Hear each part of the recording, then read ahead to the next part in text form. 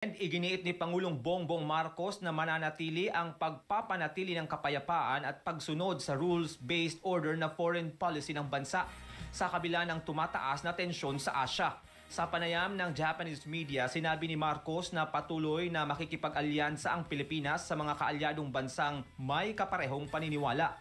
Mas tumaas anya ang tensyon sa Asya sa nakalipas na buwan at mga taon, kaya kailangan na anya ng bagong solusyon para matugunan ang hamong dalaga ng agresibong kilos ng China. Binigyang diin din ni Marcos ang pagtaas ng ugnayan ng Pilipinas at Japan na tinawag niyang magandang halimbawa ng ebolusyon. Matatanda ang Pilipinas ang unang nakatanggap ng Chinese Official Security Assistance kung saan magbibigay ang Japan ng mga kagamitan, supply at tulong para mapaunlad ang mga infrastruktura ng Pilipinas para mapalakas ang kapasidad sa seguridad. Kaugnay niyan, nanawagan si Pangulong Marcos Jr. ng sama-samang pagkilos sa gitna ng mga kaguluhan sa Asya.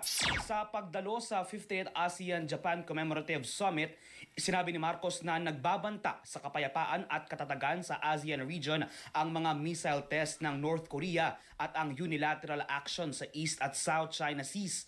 Hindi rin anya maaaring pag-usapan ang kapayapaan at katatagan sa rehiyon nang hindi kinikilala ang pangangailangan ng tugunan ang lumalalang karahasan at kalagayan ng mga mamamayan ng Myanmar.